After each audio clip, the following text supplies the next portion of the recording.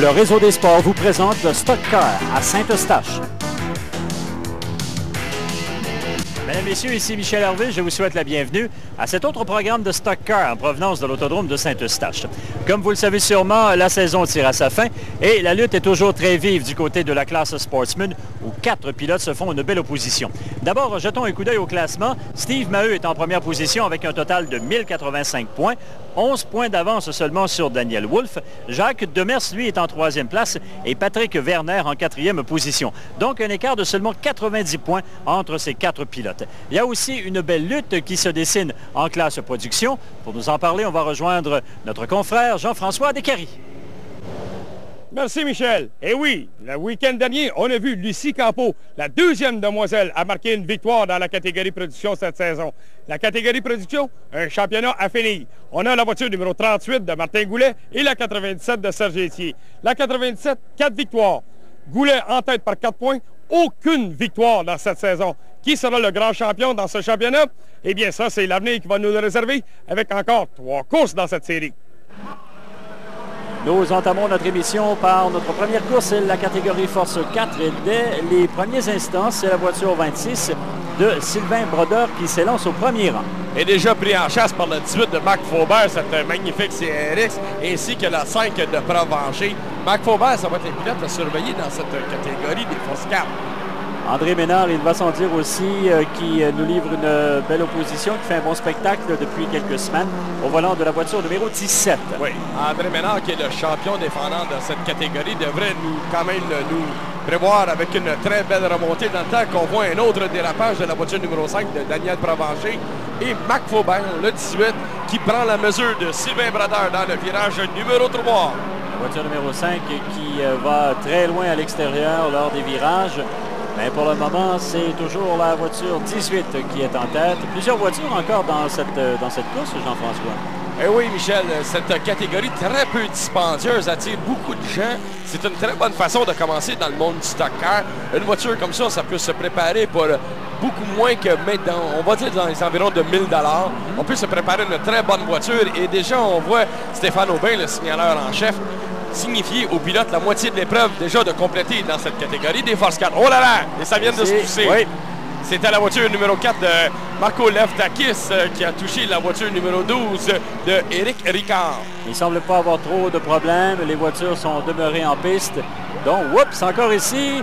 On a vu la 9 de Yves Beaulieu toucher la 1 pilotée par Stéphane Terrien. Et les voitures, malgré leur petitesse, on se touche quand même. Et voilà. Oups, un pneu ici qui vole devant. Ça, c'est très dangereux, ça, Michel. Sur la piste. Donc, drapeau jaune qui est donné par Stéphane Aubin. C'est une roue qui provient de la voiture numéro 12 d'Éric Ricard, probablement des suites de ce fameux accrochage. On en profite pour vous inviter à notre prochain programme, dimanche 13h30, honneur aux commanditaires. Alors, c'est un rendez-vous, mesdames, messieurs, et j'imagine, encore une fois, qu'il fera beau comme à l'habitude. Marc Faubert qui reprend avec un seul tour, je crois, à compléter, 1 ou 2 tours à compléter. Sur le drapeau jaune encore. Toujours sur le drapeau jaune. Et on voit le peloton toujours très serré de ces petits 4 cylindres. Oh là là! Et la voiture numéro 05. Et ici, un petit carambolage. 4 ou 5 voitures qui se tamponnent. Oh là là! On a la voiture numéro 04 de Réal Maillé, la 11 de Glenn Lenzensky. On a la 73 de Santerre et la 4 de Leftakis, immobilisée. Et sur ce drapeau jaune encore, dans 2 semaines, 13h30, le 21-22 septembre, c'est la journée ou la fin de semaine Wins Extent 250. Alors, c'est un programme à ne pas manquer, ça. Ça, c'est un programme tout à fait exceptionnel. On ne doit pas manquer le Wins Extent 250 dans le temps que Marc Faubert reprend la commande de l'épreuve devant Pierre Bourbonnais, le numéro 30, et Sylvain Brodeur reculé en 3e position. Et déjà, Michel, comme tu avais averti le public, la 17 d'André Ménard qui attaque. Oui, Ménard qui s'en vient à l'intérieur. La voiture verte, la voiture lime. Alors, il faudra le surveiller sur André Ménard avec encore quelques mètres à faire. Même un tour à compléter officiellement alors que la voiture numéro 18 de Marc Faubert est en tête. Et Marc Faubert qui domine devant la 30 de Pierre Bourbonnais. 2 très belles voitures prises en chasse par le champion défendant André Ménard. Et là, maintenant, oh là là, on voit Bourbonnais qui force vraiment dans les derniers instants de cette épreuve. Et André Ménard qui se rapproche. Et Marc Faubert qui signe la victoire devant la 30 de Pierre Bourbonnais et la 17 d'André Ménard. Mais, oui, il faut mentionner cependant que le numéro 18 a été disqualifié. Oui, le poids n'était pas conforme à la réglementation. Donc, Pierre Bourbonnais qui vient chercher la victoire devant Ménard et Brodeur. On passe tout de suite à la classe Panthère maintenant. Oui, ces fameuses Panthères roses, toujours très excitantes, Michel. On sait que ce sont les pare-chocs de couleur rose. Les pilotes qui en sont à leur première année d'expérience. Et là, ça fait quelques mois qu'on est en piste. On rappelle aux gens qu'on n'a pas le droit de faire plus que 25 programmes. Dans le temps que la 267 de Serge Légaré domine l'épreuve, on a une voiture en dérapage sur la ligne droite arrière. Mais c'est toujours Serge Légaré en tête avec la 267, suivi par la 204 de Sylvain Chagnon.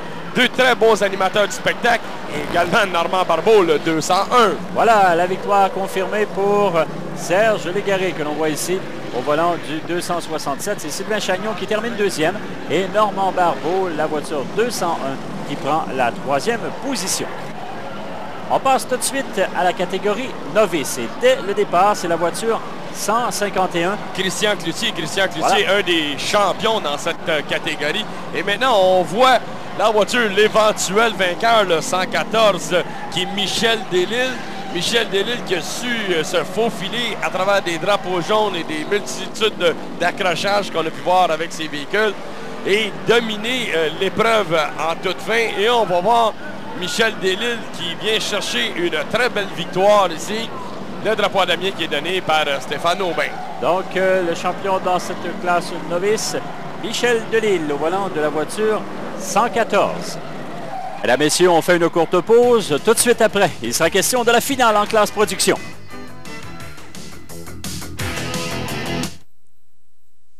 Tu es le vainqueur.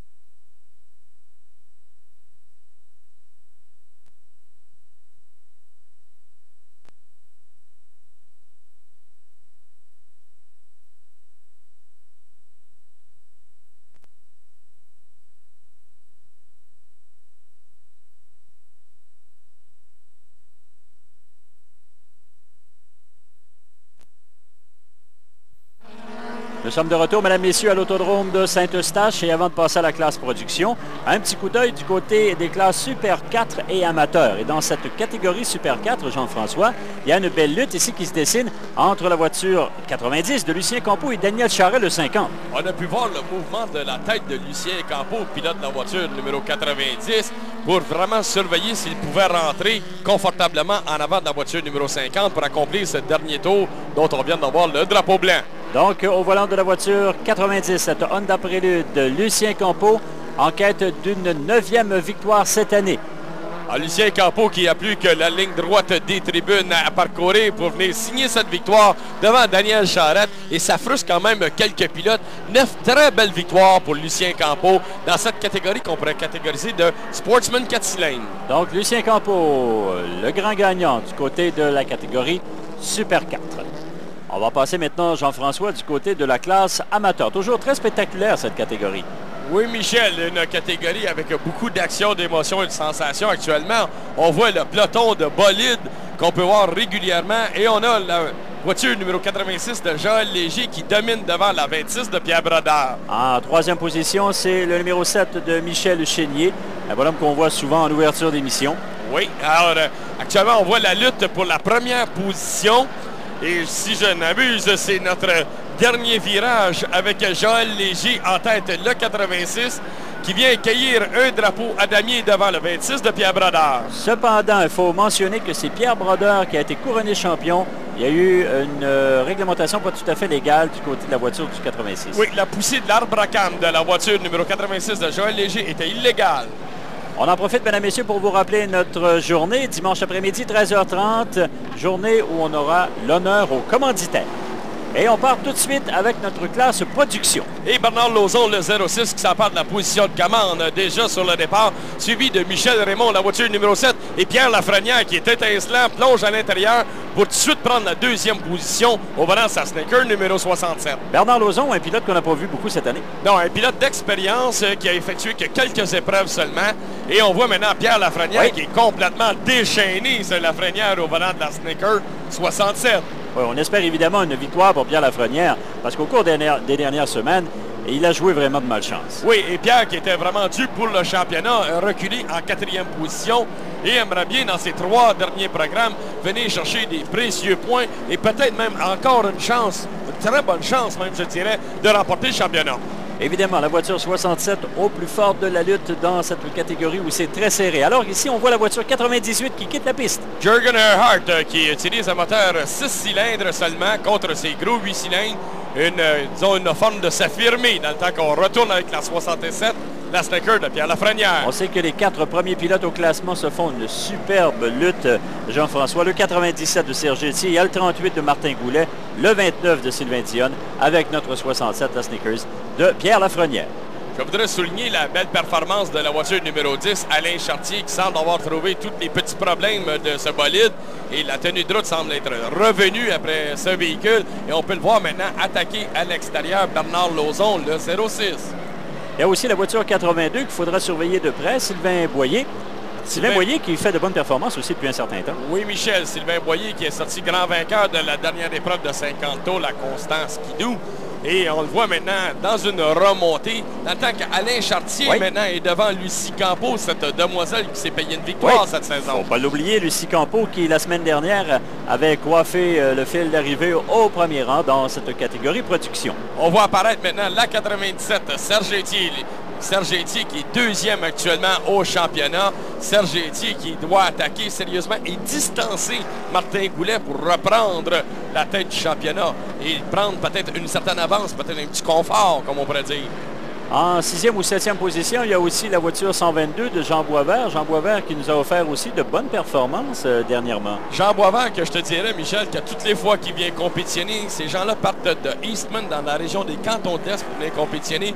Et on l'accuse d'être en lune de miel à tous les week-ends quand il vient courir. Jean Boisvert, pilote très sympathique. Heureusement pour lui. Alors, en première position, c'est toujours notre 67 de Pierre Lafrenière.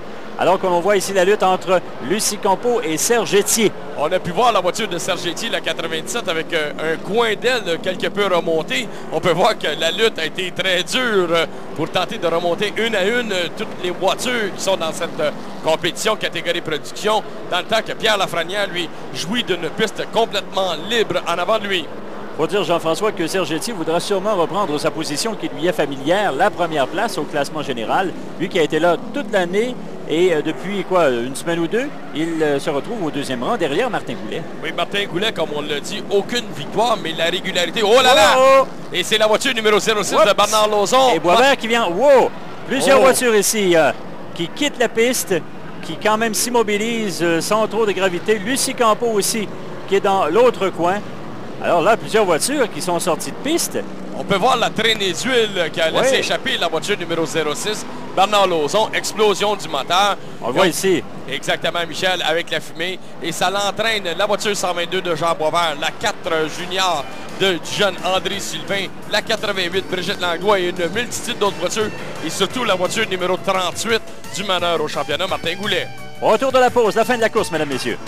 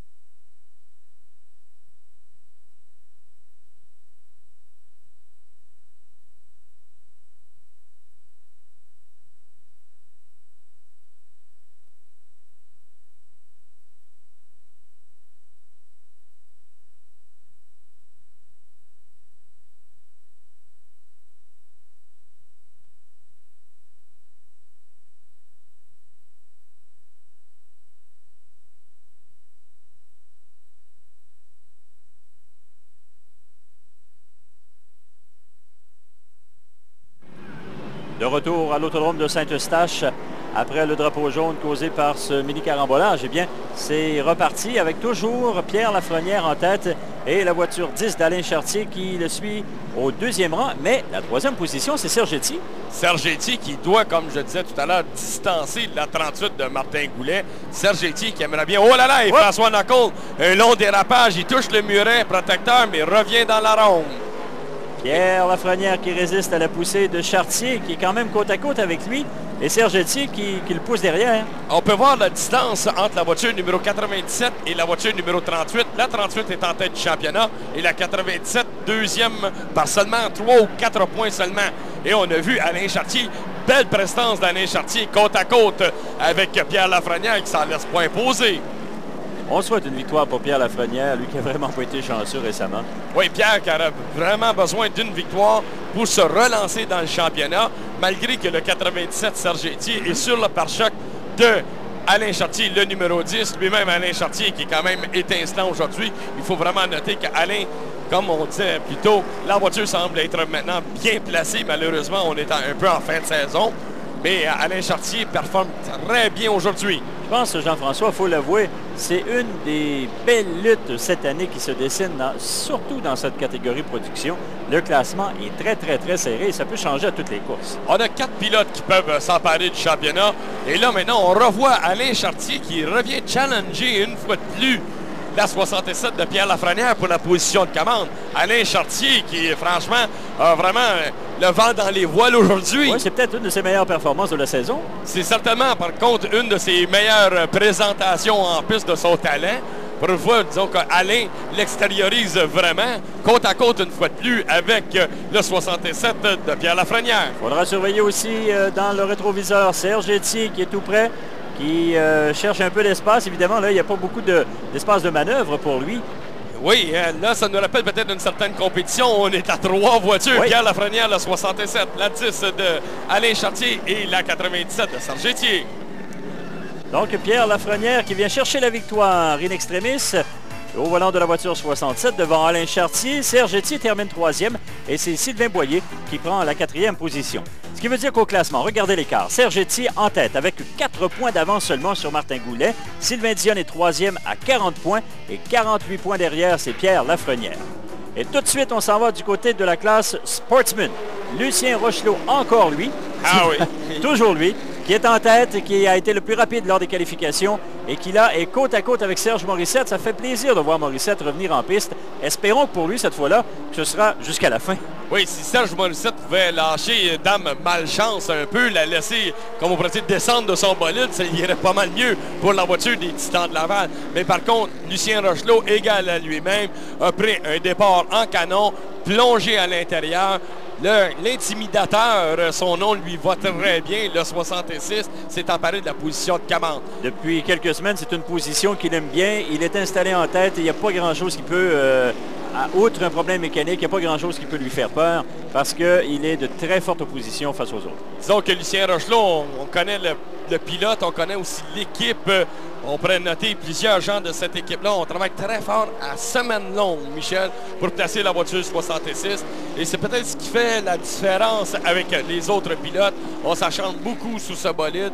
La voiture est admirablement bien préparée et a profité, comme je disais, d'un très bon départ. Il tire peut-être un peu un écart devant la 99 de Serge Morissette.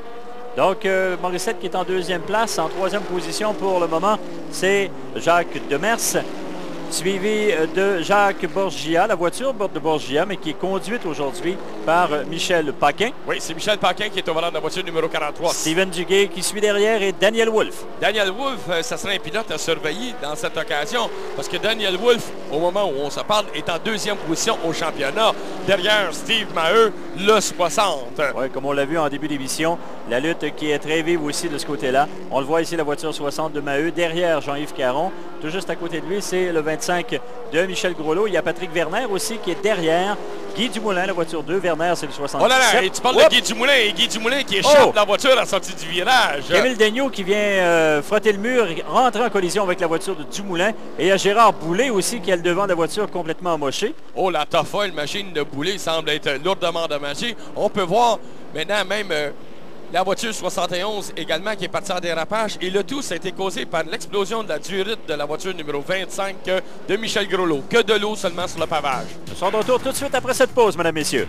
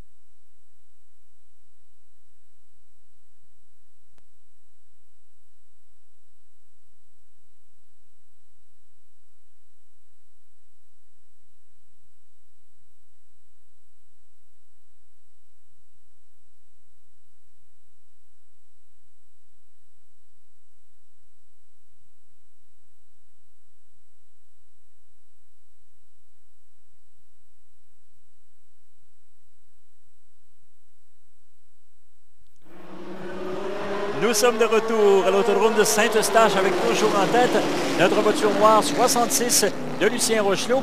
Et par l'intérieur, oh là là! c'est Duguay qui monte sur la voiture. Numéro 60 oui. de Steve Maheu. Comme on peut le dire, on s'est peut-être un peu trop collé. On a des pneus slick qui se sont montés un sur l'autre, mais ça n'a pas causé aucun arrêt de la compétition. Non, et Duguay qui a pu quand même demeurer en piste, mais là, ça a donné un coup sûrement à la suspension. Oui, certainement que la voiture, l'alignement de la voiture doit être certainement faussé. On a maintenant Lucien Rochelot en tête et le 44, Jacques Demers qui performe très bien. Jacques Demers qui se colle au pare-choc de la voiture 66 de Lucien Rochelot. Ouais, ça fait quelques semaines que Demers, on le voit parmi les meneurs et il est toujours très, très menaçant.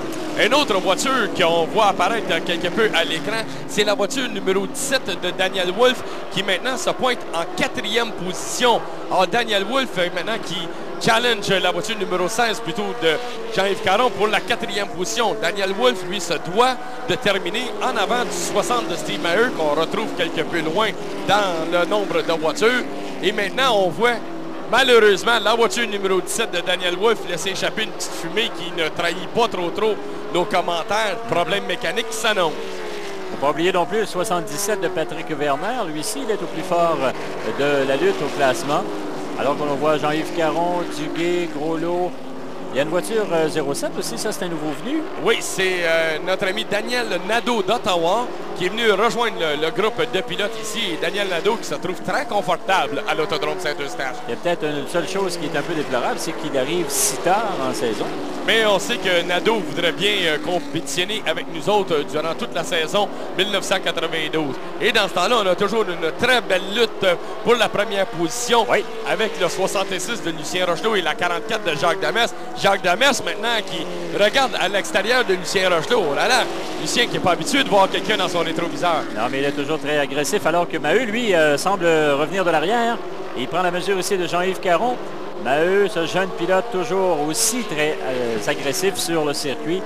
Il est évidemment à surveiller. Lui qui a été en tête du championnat toute la saison.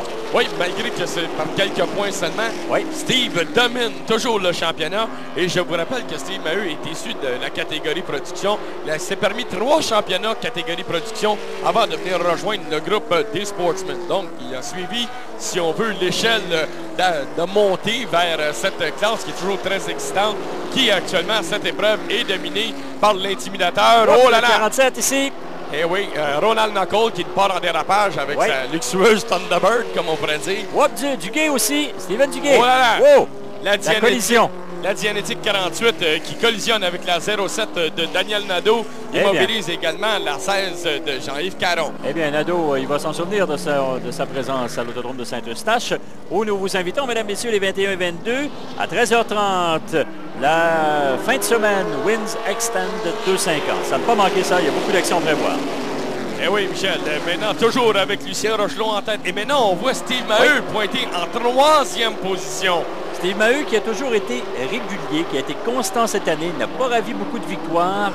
Il n'a pas terminé une fois, si je ne m'abuse, en première place. Oui, Michel, c'était lors d'une épreuve de mi-saison de 100 tours. Exactement. Et Steve Maheu, lui, comme tu dis, la régularité lui a permis de mettre beaucoup de points, d'accumuler beaucoup de points. Et maintenant, en 3e position, derrière Jacques Demers et le 66 Rochelot.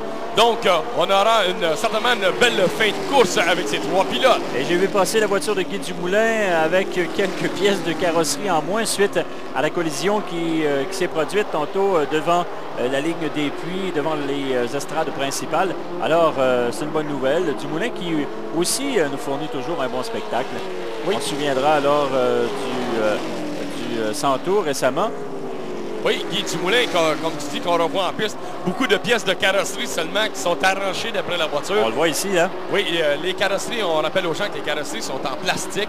Et malgré, on a pu voir tout à l'heure dans la zone des puits, la voiture de Daniel Wolf, la voiture numéro 17. Immobilisée là-bas. Oui, c'est un joint de culasse qui a claqué. Alors, la voiture surchauffait, malheureusement pour Daniel Wolf, qui est dans sa plus chaude lutte pour le championnat avec Steve Maheu. Steve Maheu qui va en profiter pour peut-être y tirer sa chance au championnat. Oui, on sait que Daniel Wolf, avant cette épreuve, était au 2e rang au classement général. On le voit ici, la voiture de Dumoulin. Regardez bien. Il manque presque le côté gauche complet, le derrière de la voiture et une partie du devant. Dans ce temps-là, Lucien Rochelot lui continue de dominer. La lutte est vraiment pour la 2e position entre le 44 de Jacques Demers et la voiture numéro 60 de Steve Maheu. On peut les voir très proches, ces 2 pilotes. On sait que Lucien Rochelot est en quête d'une 5e victoire au cours de ses 7 dernières courses. Alors c'est vraiment lui là qui domine le circuit depuis un certain temps. Si je ne me trompe pas, Michel, 5 victoires dans une saison, ça ne s'est jamais vu à l'Autodrome Saint-Eustache. Ça sera vérifié. Et ça sera vérifié, comme tu dis. Mais je suis pas mal sûr de qu'est-ce que j'avance. 5 victoires dans une saison, ça ne s'est jamais fait. Pour le prochain programme, Jean-François, vous nous amenez cette statistique. Il n'y a pas de problème. J'assure les gens que je vais confirmer ce dire. On ne l'oubliera pas. Je le prends en bonne note. Alors, Lucien Rochelot qui domine toujours cette épreuve, la finale en classe Sportsman par ce beau dimanche après-midi avec 2 tours de piste à faire encore une fois. Et la lutte est toujours pour la 2e position. On peut voir Maheu qui est sur le pare-choc de la 44 de Jacques Demers. Sera certainement surveillé. Et maintenant, on entame le dernier passage, drapeau blanc. Lucien Rochelot toujours en tête. Et là, on voit la lutte entre la 60 et la 44. La alors, 60... Maheu qui veut l'attaquer justement par l'extérieur. Est-ce qu'il réussira à le dépasser avant la ligne d'arrivée? C'est vraiment sa dernière chance. Maintenant, on sort du virage numéro 4. Rochelot qui gagne, côte à côte. Oh là là! C'est très serré. Mais c'est quand même Maheu qui est venu chercher la victoire. Il a forcé énormément. On l'a vu déraper à l'entrée du virage numéro 1. Regardez bien ici le mince avance que bénéficiait Steve Maheu pour cette 2e position, victoire, ou du moins une position importante pour lui. Jacques Demers est 3e, Patrick Werner 4e. Regardez aussi l'écart entre les 2 premiers. Wolf qui est quand même chanceux malgré qu'il ne termine pas cette épreuve. Il est à 28 points derrière Maheu. Demers est 3e et Werner en 4e position. Jean-François, merci de votre participation encore une fois. Mesdames, Messieurs, bonne semaine.